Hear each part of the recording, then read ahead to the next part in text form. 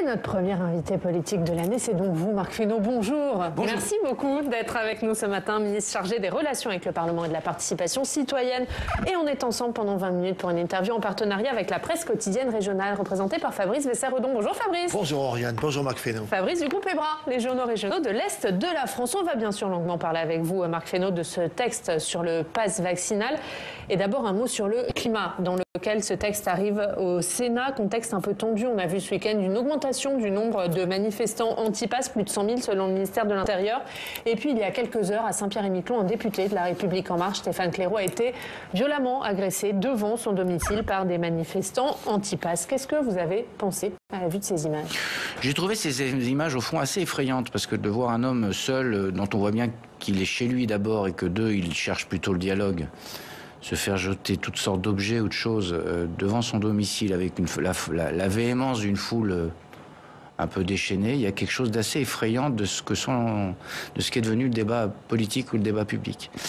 Je l'ai dit hier par voie de tweet d'ailleurs, c'est un degré supplémentaire dans la violence qui est faite aux élus.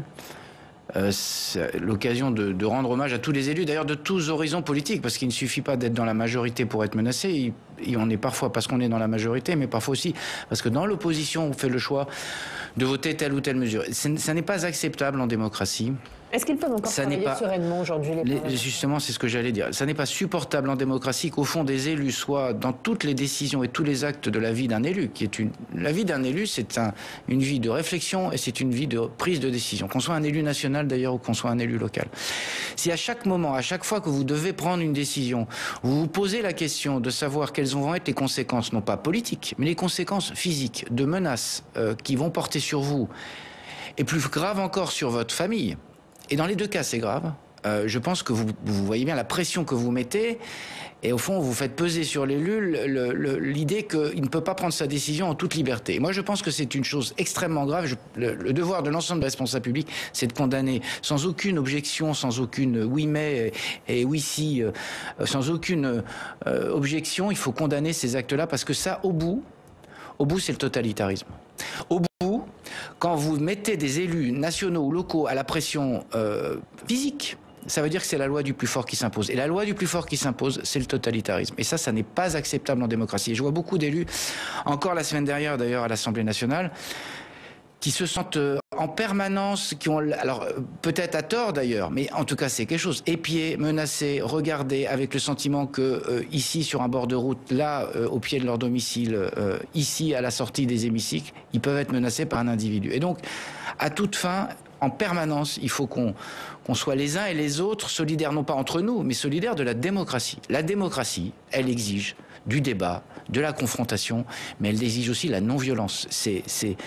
Avec la violence, ce n'est plus la démocratie qui s'impose, c'est autre chose. Et moi, je serai le premier. Vous savez que depuis très longtemps, je mets en garde les responsables publics qui jettent à la vindicte populaire en disant allez chez eux, allez à leur domicile, allez manifester devant l'Assemblée nationale. Parce qu'en faisant ça, c'est pas les élus seulement qu'on menace, c'est les règles de vie démocratique qui sont les nôtres. Et donc je pense qu'on a tous une responsabilité. Vous voyez les mots avec lesquels je le fais. On a tous une responsabilité, c'est de faire vivre le débat démocratique. On a le droit de ne pas être d'accord avec le pass sanitaire ou le pass vaccinal, mais on n'a pas le droit de menacer quelqu'un à raison de ses opinions. Marc Fesneau, vous avez le sentiment qu'on a franchi un nouveau palier en termes de violence, en termes de radicalité? Ce que j'ai vu hier, les images que j'ai vues hier venant de Saint-Pierre-et-Miquelon, et Saint-Pierre-et-Miquelon, c'est 6 000 habitants. Hein. C'est une petite commune française à échelle. Que des gens viennent se permettre de faire ça, je trouve qu'on a franchi un échelon. Et il y a tout ce qu'on ne voit pas, c'est-à-dire tous les élus qui parfois, au gré, dans leur permanence, avec leurs collaborateurs, auxquels je pense aussi, qui eux aussi se sentent menacés, sont en permanence sous la contrainte. Et donc là, on a franchi, en tout cas visiblement, puisque les images parlent d'elles-mêmes, un degré qui est à degré insupportable. Je sais que les procédures, le ministre de l'Intérieur et les éléments de la justice seront en cours, vont se mettre en route, et j'espère qu'on retrouvera les auteurs de ces faits qui sont inqualifiables. Il va y avoir un renforcement de la protection c'est ce que fait le garde des Sceaux et le ministre de l'Intérieur, Éric Dupond-Moretti et Gérald Darmanin, ont indiqué à plusieurs reprises, auprès d'ailleurs du président de l'Assemblée nationale en particulier, mais nous en parlions la semaine dernière avec le président Larcher. Je crois qu'on partage, les deux assemblées partagent avec le gouvernement cette exigence et cette préoccupation, c'est renforcement auprès des personnes qui peuvent être menacées. C'est toutes les menaces qui traînent sur Internet et où il faut aller chercher dès qu'on peut les gens et les auteurs de ces menaces. Est-ce que les propos d'Emmanuel Macron sur le fait de vouloir emmerder les non-vaccinés n'ont pas aussi jeté de l'huile sur le feu? Non, rien, enfin, honnêtement, rien à voir. On ne vient pas découvrir les faits de violence. On les a découverts au moment de la crise des Gilets jaunes. Donc ne faisons pas des corollaires où le président de la République a dit au fond ce que beaucoup de Français disent eux-mêmes.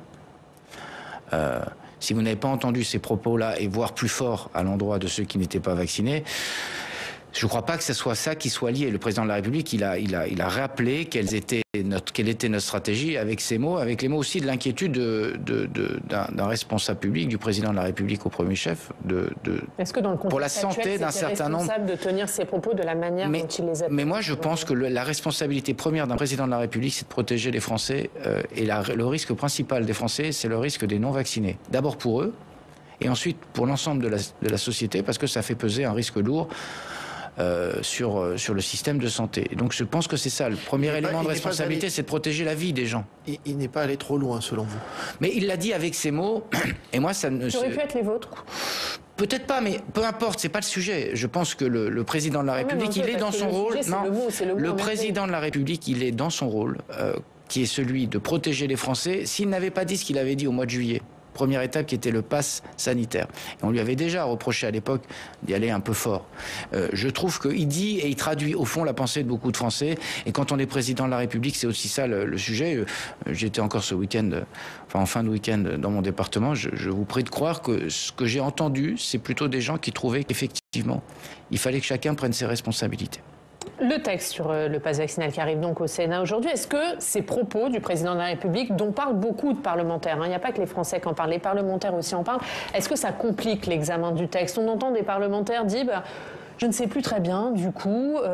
oui, il faut pas. Moi, j'ai beaucoup de respect pour l'ensemble des parlementaires, vous le savez, c'est consubstantiel. Attendez, c'est consubstantiel. Non. La vérité, c'est non. Ceux qui veulent voter pour voteront pour, et que ceux qui veulent voter contre ne se cachent pas derrière des arguments qui n'en sont pas. Moi, je respecte les positions de chacun, par nature, et à l'Assemblée nationale comme au Sénat. Je pense qu'on a réussi avec le Sénat et l'Assemblée nationale à trouver un calendrier qui permet de débattre dans des conditions qui sont des conditions satisfaisantes. Je ne vais pas dire parfaites. Vous avez le calendrier choisi par le Sénat, parce que Jean Castex voulait une adoption rapide. Le mais Jean Castex a eu raison de dire. Jean Castex a eu raison de rappeler que au final, la lecture s'étant un peu accélérée à l'Assemblée nationale, pouvait se poser la question de voir s'il n'y avait pas une possibilité d'accélérer au Sénat. Le Sénat avait pris un certain nombre de dispositions. On est resté sur le schéma initial. Très bien. Enfin, il n'y a aucune difficulté avec ça. Enfin, moi, je ne suis pas de ceux qui pensent qu'il faut accélérer les processus pour les accélérer. Le Premier ministre a juste rappelé qu'effectivement, manifestement, on pensait finir plutôt jeudi. Dans la journée, on a fini jeudi matin très tôt, et que peut-être ça permettait. Mais au fond, le Premier ministre, il est très soucieux aussi du bon travail parlementaire. Il en a dialogué avec le président du Sénat, comme j'en avais dialogué moi-même. Aujourd'hui en commission, demain et après-demain en séance. Ça permet de regarder le texte dans des conditions qui soient satisfaisantes pour les sénateurs, je crois. J'ai pas entendu pour le coup qu'il y ait de difficultés de ce point de vue-là. Ça permettra un débat serein, apisé, et un débat qui aille au fond. Vous pensez qu'il sera serein et apaisé? Il n'y aura pas les mêmes remous qu'à l'Assemblée nationale, selon vous? En tout cas, les conditions sont posées pour qu'il soit... Je ne suis pas sénateur. Mais vous les connaissez bien. Mais je les connais, oui, mais je les connais pas mal. Mais je ne prétends pas parler en leur nom. Et donc, on verra dans quelle mesure les débats permettront, au fond, parce que c'est ça qu'il faut regarder, c'est le fond du texte, de doter le gouvernement, de doter la puissance publique d'un certain nombre d'outils qui permettront, là encore, de travailler sur, comment dirais-je, sur la régulation de cette pandémie. Je rappelle d'ailleurs que le Sénat, sur le pass sanitaire, pour le coup, contrairement à l'Assemblée nationale, pour ce qui est des LR, le Sénat s'était prononcé favorablement, dans sa grande majorité. Pourquoi? Parce qu'il estimait que c'était... Donc je fais confiance aux sénateurs et au Sénat, et à la majorité sénatoriale, parce que je sais qu'ils savent être au rendez-vous de l'esprit de responsabilité. Je n'ai pas de doute là-dessus, vous voyez ce que je veux dire. On a bien vu qu'à l'Assemblée nationale... Il n'y a aucun doute, le texte sera voté. Non mais, on verra. Je présage pas, je ferai offense aux sénateurs. Mais après, il y aura une commission mixte parce que le Sénat va faire des modifications. On verra tout ça. Mais je sais que le Sénat, dans ces cas-là, a été à la hauteur de ses responsabilités. J'ai vu le vote à l'Assemblée nationale qui était un peu confondant côté LR. Un tiers, un tiers, un tiers. Heureusement que... Vous l'analysez comment? Comme une absence de ligne. La vérité, c'est quand on n'a pas de ligne, voilà ce que ça produit. Ça veut dire que d'ailleurs, il serait en situation de majorité, il n'aurait pas fait voter le pass sanitaire ou le pass vaccinal. Parce qu'ils n'ont pas de majorité pour le faire. C'est quand même un sujet pour des gens qui veulent gouverner, d'être à ce point divisé sur un sujet qui est un sujet éminent d'urgence sanitaire. Et donc je trouve que de ce point de vue-là, il y a une petite interrogation qui peut naître dans les esprits de nos concitoyens. Sur le fond, justement, du texte, vous le dites, le Sénat va apporter quelques modifications, notamment sur le fait de rendre caduc ce pass vaccinal si la situation sanitaire s'améliore. Il y a aussi des questions sur le contrôle de ce pass vaccinal. Est-ce que vous êtes prêt à suivre les recommandations, les propositions du Sénat? On verra quelles seront les recommandations. La commission se réunit aujourd'hui, elle va examiner les amendements. Il y aura une séance demain et après-demain. Laissez-nous regarder ce que seront les amendements. Je rappelle que dans 75% des cas, le Sénat et l'Assemblée nationale trouvent les voies d'un compromis au travers des commissions mixtes paritaires. Donc c'est des choses qui arrivent, ce n'est pas des exceptions, c'est plutôt la règle. Mais le gouvernement n'est pas fermé aux modifications. Mais la preuve que non, le gouvernement, puisqu'on est sur ces dispositions-là, et qu'après il appartient à l'Assemblée nationale et au Sénat de se mettre d'accord ou non, on n'a jamais été fermé à des modifications. On l'a fait d'ailleurs à l'Assemblée nationale, je le rappelle, sur la question du pass vaccinal pour les mineurs, pour les moins de 16 ans.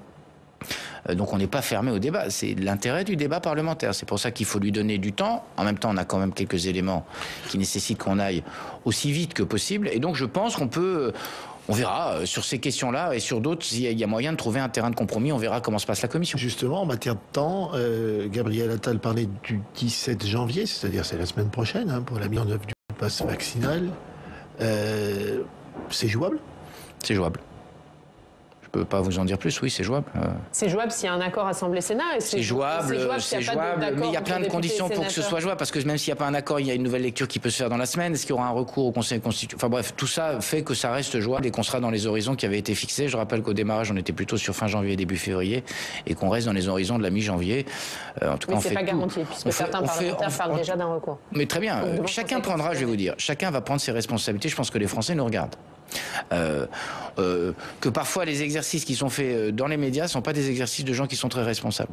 Ce que j'ai vu à l'Assemblée nationale ne m'a pas forcément rassuré de ce point de vue-là. Mais vous savez qu'il y a des gens qui nous regardent, des gens qui s'intéressent au débat parlementaire et qui ont le sentiment que, tandis que nous époumonnons en vaine querelle, le virus monte et un certain nombre de gens qui ne sont pas vaccinés ne sont pas protégés ou ne protègent pas les autres et le système de santé.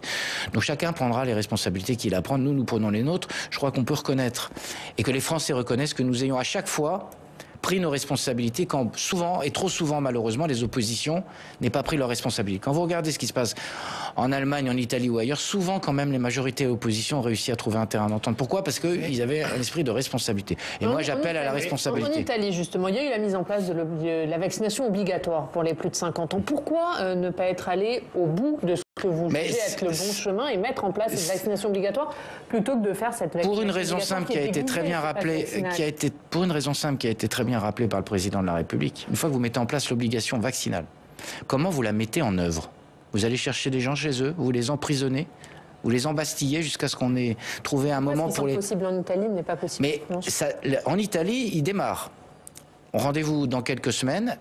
Par ailleurs, manifestement, étant le pays du monde, je ne crois pas dire de bêtises, ou l'un des pays du monde où le taux de vaccination est le plus élevé, manifestement, notre stratégie n'est pas si mauvaise. Donc, contrairement à ce qu'on avait entendu. Le pass vaccinal, c'est pour éviter de mettre des gens en prison. Non, mais voyez bien que ceux qui disent qu'il faut faire l'obligation vaccinale, c'est l'impuissance publique qu'on prépare. C'est une fois qu'on a dit ça, comment on fait? On va chercher les gens devant des gendarmes et on les amène à un centre de vaccination. Il y a d'autres obligatoires en France. Non mais, elles sont obligatoires, mais ça ne veut pas dire que le taux de vaccination est à 100%. On est à 92%. La vaccination est obligatoire pour les enfants. Les 9 vaccins dont on avait fait, elle est obligatoire. Tous les enfants ne sont pas vaccinés. Donc c'est pas parce qu'elle est obligatoire qu'elle est appliquée. La question, c'est pas qu'elle soit obligatoire, la question, c'est qu'elle soit le plus largement répandue. Et la vaccination obligatoire ne rend pas tous les enfants vaccinés. Donc faut arrêter de dire ça. Donc il faut arrêter quand on est un responsable public, ça peut être séduisant la vaccination obligatoire, mais je répète, vous allez chercher les gens entre deux gendarmes, vous les amenez dans les centres de vaccination, vous donnez à des gens qui gagnent à peine le SMIC une amende de 1 500 €. Mais il faut être sérieux. C'est pas comme ça qu'on gouverne un pays. Donc on a fait le choix de pousser sur l'orientation vaccinale. En faisant peser la charge effectivement sur ceux qui n'étaient pas vaccinés, mais sinon on est inopérant. D'ailleurs le seul territoire de la République qui a rendu la vaccination obligatoire, c'est la Nouvelle-Calédonie, parce qu'ils ont des prérogatives de santé, et le résultat n'est pas là non plus. Parce que c'est comme ça que ça se passe. La réalité humaine n'est pas celle-là, en tout cas dans une démocratie. Quand on n'est pas dans un régime démocratique, c'est facile de rendre la vaccination obligatoire. Parmi les arguments des opposants, il y a l'atteinte aux libertés. Surtout dans une période où le Parlement n'est plus censé siéger, puisque entre fin février et fin juin, le Parlement n'est pas censé siéger pour cause de campagne. Il peut toujours siéger. Hein. C'est la question que j'allais vous poser. Est-ce qu'il pourrait être convoqué? Mais juridiquement, il peut siéger. En mars, avril, mai, est-ce que vous l'envisagez? Mais on l'envisage pas. Mais il peut siéger. C'est pas la question. La question n'est pas de la face. Est-ce que c'est possible? Oui. Est-ce que c'est envisagé? Non. Mais c'est possible. Mais pourquoi? C'était la question. Est-ce que le gouvernement l'envisage? Il faudrait avoir un événement qui justifierait de le faire. Est-ce que vous avez ça sous les yeux aujourd'hui? La réponse est non. Mais en tout cas, le Parlement, les parlementaires restent parlementaires. Je parle en tout cas les sénateurs évidemment parce qu'ils n'ont pas de processus électoral. Mais les députés restent députés jusqu'au dernier jour de leur élection. Est-ce que dans ce plan et notamment ce vote, vous avez intégré le fait que les choses pourraient aller mieux dans les prochaines semaines? Oui, alors on a déjà eu ce débat d'ailleurs, je le rappelle, au moment de la prolongation du pass sanitaire et des dispositifs d'état d'urgence au mois d'octobre ou novembre. Le texte juste avant celui-ci. Et on nous avait expliqué qu'il fallait même arrêter le pass sanitaire parce qu'on était en train de sortir de la crise. Alors, je vais vous dire quelque chose. Cette crise, elle nous apprend à être modeste et prudent. Et donc, on est modeste et prudent. Et donc, j'entends tous ceux qui disent, il y a qu'à, on va être sortis, tous les épidémiologistes de comptoir. Et nous sommes tous un peu sélectionneurs de foot et épidémiologistes désormais. Mais moi, je considère que c'est des choses sérieuses. Et que donc, il faut qu'on ait des outils qui nous permettent de rapidement réagir. Et donc, c'est dans cette disposition-là qu'on est... Heureusement qu'on n'avait pas supprimé les dispositions état d'urgence ou préparant l'état d'urgence. Sinon, on serait dans des situations où on n'aurait pas pu agir sur un certain nombre de lieux, même si c'est malheureux, sur les discothèques, par exemple. Et du coup, la présidentielle se déroulera sous Covid. Les sénateurs, notamment centristes, ils veulent des dispositions pour encadrer le scrutin sur le plan sanitaire. Est-ce que ça manque dans le texte actuel? Est-ce que le gouvernement néglige trop? Mais ce n'est pas une affaire de texte principalement. Le Premier ministre réunira demain, si j'ai bonne mémoire, l'ensemble des forces politiques.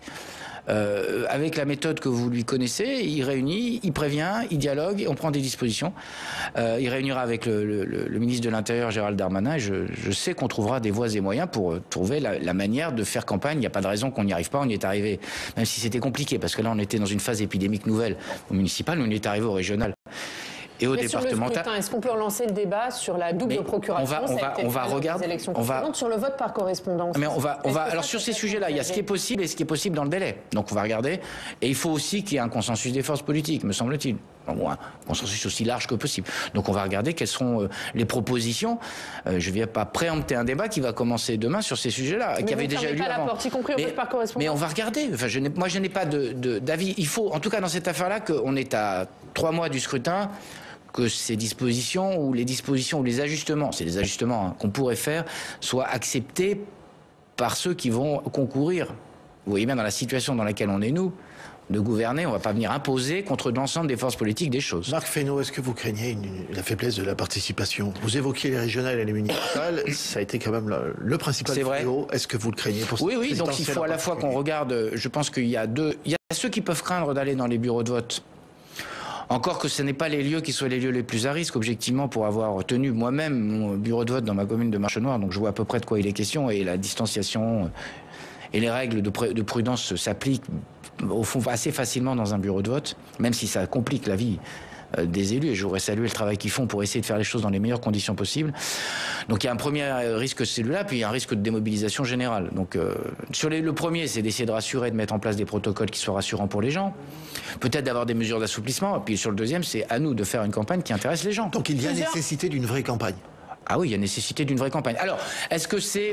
on voit bien que... Est-ce que les formats meetings permanents... D'ailleurs, objectivement, depuis des années, on voit bien qu'il y a les très très grands meetings et que le reste, c'est un peu amenuisé. On va dire ça comme ça. La campagne ne se fait plus pareil. L'émergence des réseaux sociaux, des chaînes d'infos continues, en particulier pour une présidentielle, crée des conditions qui sont particulières. Donc, c'est pas tout à fait, de toute façon, les mêmes campagnes qu'il y a 20 ou 30 ans. Voilà. Donc on va regarder, on va ajuster. Les partis politiques eux-mêmes ajusteront d'ailleurs. Plusieurs candidats disent ne pas avoir leur parrainage, dont Jean-Luc Mélenchon, dont Éric Zemmour. Vous qui êtes ministre de la participation citoyenne, est-ce qu'il faut changer les règles de parrainage et remplacer des parrainages d'élus par des parrainages de citoyens? Écoutez, on ne va pas changer les règles à 3 mois d'un scrutin. Bon, alors après que la question se pose. Mais au bout, à date, et j'espère que ça restera ainsi, citez-moi un candidat significatif qui n'ait pas pu être candidat ces 20 dernières années. Ça veut dire qu'il y a une part de bluff de la part de... Je ne sais pas s'il y a du bluff. Au bout, à la fin, globalement, les candidats qui pesaient quelque chose dans le débat public, ils ont été présents. Et parfois, des candidats qui ne pesaient pas grand-chose. Donc, aussi. pour vous, la règle actuelle fonctionne. Il ne faut pas y toucher. Mais moi, je complète ma question, Marc Fesneau. Est-ce qu'il faut revenir sur la question de l'anonymat, en tout cas de la non-publicité des, alors, c'est la des question. parrainages? Oui, alors moi, j'ai connu la règle qui s'applique aujourd'hui, c'était la règle de 2002. C'est-à-dire qu'on rendait au fur et à mesure public les parrainages. Puis on avait complètement anonymisé, puis on avait... Bon, bref. Est-ce que c'est un frein? Je sais pas. Les maires, ils exercent... D'abord, je rappelle une chose, parce que je vois beaucoup de collègues maires qui disent... je parle comme un ancien élu, ou un élu que je suis, pardon de le dire comme ça, qui disent je vais consulter mon conseil municipal. Au fond, c'est pas une nécessité, parce que le parrainage n'est pas une caution du candidat, hein. Le parrainage, c'est je veux que cette personne participe du débat démocratique. Il y a des gens qui ont parrainé parfois et des gens qui n'étaient pas dans le champ et dans le registre. Ça se comprend et ça s'explique. Donc il y a plutôt ça à expliquer dans l'opinion, y compris dans l'opinion municipale. C'est-à-dire que quand un maire parraine tel ou tel candidat, c'est pas pour autant qu'il en ait un soutien et un premier défenseur. Mais je pense que ça a disparu dans l'état d'esprit. En gros, vous parrainez, vous soutenez. Donc il y a quelque chose à casser de cet ordre-là.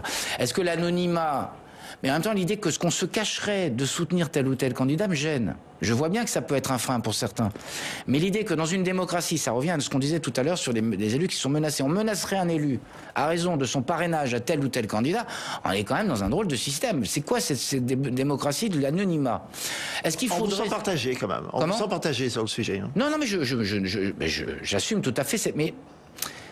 ça facilite sans doute le fait qu'on donne son parrainage, mais ça me gêne qu'on ne puisse pas assumer publiquement un parrainage à un candidat. Oui, donc on se sent partagé.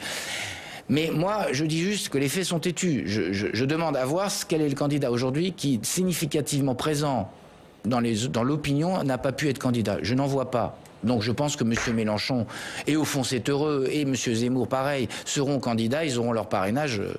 Après je connais l'exercice de ceux qui font monter un peu les choses, je ne parle pas de ces deux personnalités-là, mais en soi, et retenez-moi où ça fait très peur, retenez-moi où je ne vais pas être candidat.